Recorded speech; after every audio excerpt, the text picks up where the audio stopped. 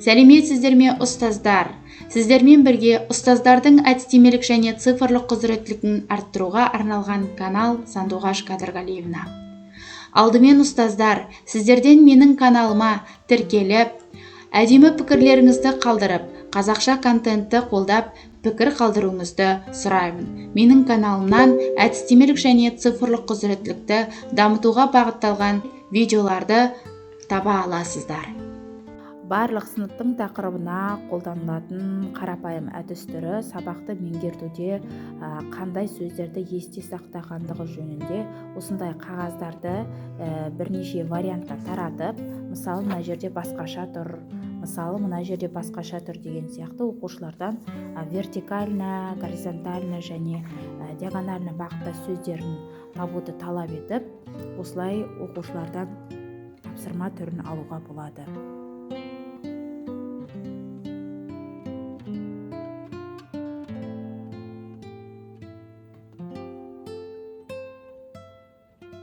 Мен сіздерге адасқан сөздер әдісін ұсынамын. Ол әдісті жасау үшін бізге припяти сервисі керек. Сондықтан біз припяти деп жазып, Google-ға осы сервиске кіреміз. Ең бірінші сайтына ешқандай тіркелуді қажет етпейді. Бұдан да басқа припяти сервистің мүмкіндіктері өте көп. Менің YouTube каналымнан таба аласыздар, сілтемесін қалдырып өтемін.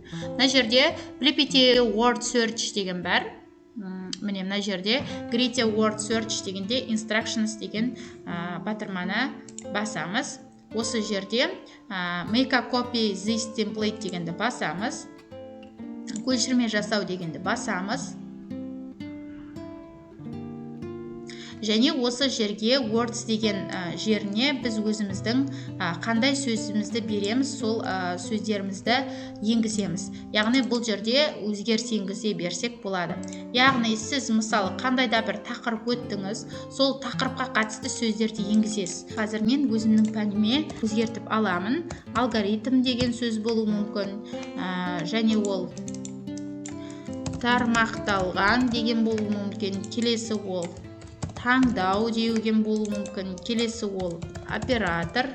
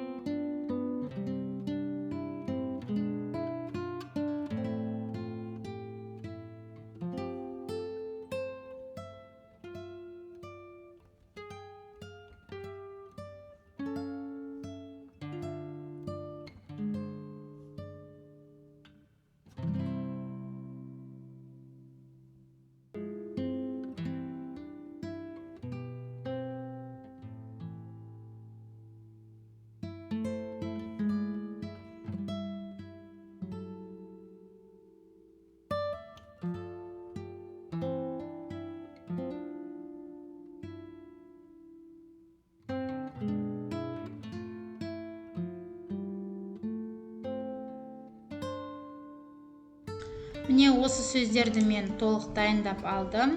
осы сөздерді болғаннан кейін мен жоғарыдағы файл дегенді басамын. Содан кейін бөлісу дегенді басып, интернетте жариялау дегенді басамын. Жариялау деген жасыл батырманы басып, окей дегенді басамын. Содан кейін бізге осындай сілтеме шығады. Осы сілтемені копировать етіп алып, біз өзіміздің жоғалтпайтын жерімізге сақтап алсақ болады. Мен осы жерге сақтап қойдым. Яғни осы тармақталу алгоритміне қатысты 7-ші сыныпта тақырып өтіп жатырған кезде, осы сөздерді берген кезде мен жыл сайын осы сілтемені қолданатын боламын. Немесе қандай да бір өзгерістерді енгізіп отыруыма болады. Содан кейін осы сілтемені копировать етіп алып, интернет браузерден жаңа вкладка ашып, мышканың оң жағын басып ставить деп қойып, энтерді басамын. Содан кейін бізде міне барлық сөздеріміз мына жақта. Енді мына жерде close деген жағын өзгертпесек те болады. Болғаннан тек қана words деген тармаққа ғана жазсаңыз болады. Егер барлығы дұрыс болса, get the link here дегенді басамыз. Осын мына сілтеменің үстінен басамыз. Бізге қазір осындай сөздерді дайындап берді. Бұл жерде сөздер бізде тігінен орналасады, көлденеңінен горизонтальный бағытта орналасады, немесе қиғаш көлбеу диагональный бағытта орналасуы мүмкін. Біз оны не істейміз? Егер біз оны принт деп шығарып алатын болсақ, бір бетке ол үлкен болып шығады. Біз бір бетке төртеуін шығарамыз. Мысалы, мен көбінесе бір бетке мынадай етіп төртеуін шығарамын. Ол үшін мен не істеймін? Өткен сабақта мен сізге скриншоттер деген бағдарламаны айттым. Скрин деп алатын. Ол үшін перне тақтағыдағы print screen деген пернені басып, осылай скрин деп аламыз. Қажетті аймағымызды белгілеп алғаннан кейін энтерді басамыз.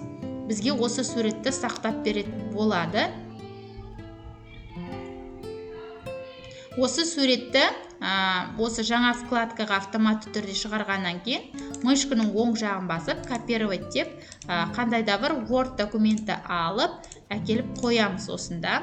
Яғни қазір мен бір бетке 4 осындай, өйткені кішкене қағазға эконом болу үшін, бір жаға принтерға эконом болу үшін осылай кішкене қысқартамыз.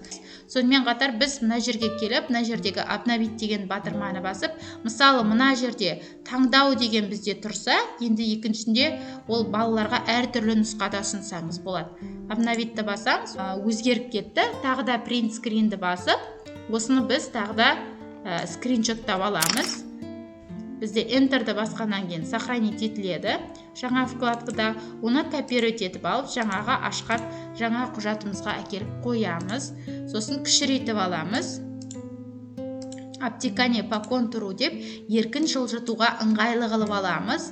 Сосын бір документке оны жинайтын боламыз. Сол кезде бізде бетке бірнеше нұсқасын салуға болады. Осыны пайдаланып көріңіздер. Балалар өте қызығушылық танытып, сыныпта тыныштық орнап, кітапқа үңіліп бірден сөздерді іздеуге асығады. Және мына нұсқа басқа нұсқаларға ұқсамайтын болады. Осылай жаңарту батырмасын басып отырып, сіз бірнеше вариантта оқушыларға дайындап бере аласыз. Бар болғаны 5 минут уақыт кетеді. Нәтижесінде оқушы терминді бүгінгі сабаққа қатысты есіне сақтайды, бүгінгі сабақты толық меңгереді, және ол оқушыға бірнеше сөздерді тапқаннан кейін ол нені білдіреді деген қосымша сұрақтарды қойып, оның білімін бекітсеңіз болады. Кәделеріңізге жарасын. Менің каналыма тіркеліп, лайк басып, жақсы пікір қалдырып, өзгелермен бөлісуді ұмытпаңыз.